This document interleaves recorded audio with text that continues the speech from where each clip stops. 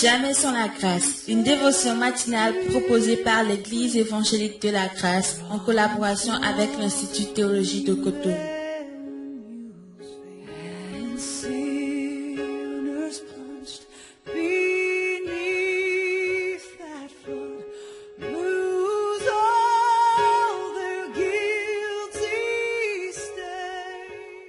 Bonjour chers amis, chers internautes, nouvelle journée, bienvenue dans cette nouvelle dévotion, que Dieu vous bénisse à notre compagnie. Encore une fois, un grand plaisir, un privilège pour nous de rentrer dans cette journée avec la paix de Dieu, la paix avec Dieu, la paix de Dieu en nous, et vraiment c'est merveilleux. Que Dieu vous bénisse encore une fois à notre compagnie au nom puissant de Jésus-Christ.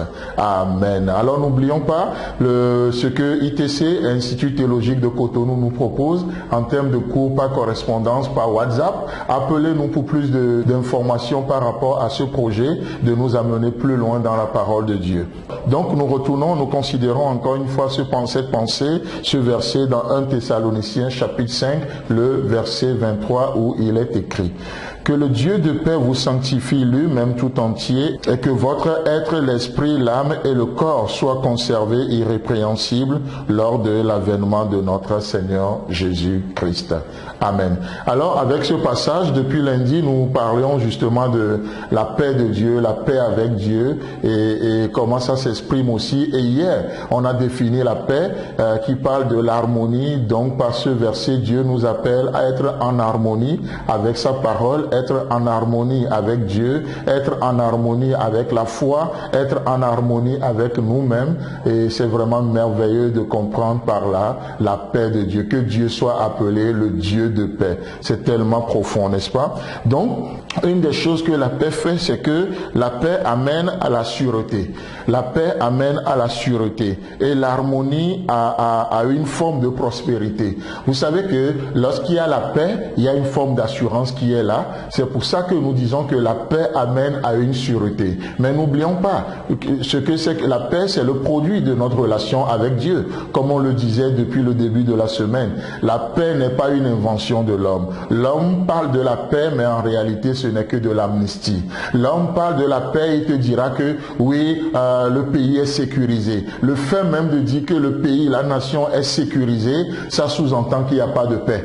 D'accord? Parce que quand c'est sécurisé, ça veut dire que on n'a plus de dispositions, non. Quand il y a la paix, il y a la paix. Tout ça, ça va de soi. Dieu est un Dieu de paix. Dieu est un Dieu de paix. Et c'est merveilleux. Donc, la paix amène à la sûreté et l'harmonie à une forme de prospérité.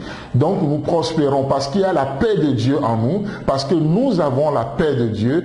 Comme Paul le dit aux Romains, il dit, mais étant donc justifiés par la foi, vous avez la paix avec Dieu. Vous seriez peut-être justifié par autre chose, ou vous obtiendrez votre justice d'autres choses. Chers amis, chers internautes, laissez-moi vous dire que vous n'aurez jamais la paix avec Dieu. Mais étant donc justifié par la foi, c'est pourquoi il est dit que sans la foi, il est impossible à l'homme de plaire à Dieu. Nous rentrons dans cette journée, c'est une journée de foi. Parce que étant donc justifié par la foi, vous avez la paix avec Dieu. Vous pouvez avoir la paix avec Dieu. Et j'affirme que vous avez la paix avec Dieu. Amen. Et qu'est-ce qui se passe? Parce que nous avons été justifiés par la foi et nous sommes en paix avec Dieu, l'harmonie amène à une forme de prospérité. Comme Jean le disait à Gaius, je peux te dire ce matin que tu prospères à tous égards, comme prospère l'état de ton âme, au nom de Jésus-Christ.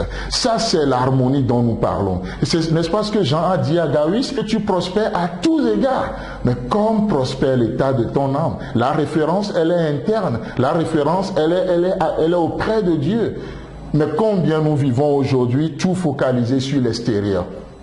Et Dieu dit non, l'extérieur doit typifier l'intérieur. Et c'est pourquoi Dieu fait une œuvre de profondeur dans nos cœurs. On va le voir la semaine prochaine. L'œuvre de Dieu, c'est une œuvre de profondeur. L'homme considère l'apparence, L'homme regarde ce qui frappe les yeux, mais Dieu regarde le cœur. Il regarde le cœur et il agit dans nos cœurs. Il agit dans nos cœurs. Philippiens 4:7 nous dit, et la paix de Dieu, qui surpasse toute intelligence, gardera vos cœurs et vos pensées en Jésus-Christ.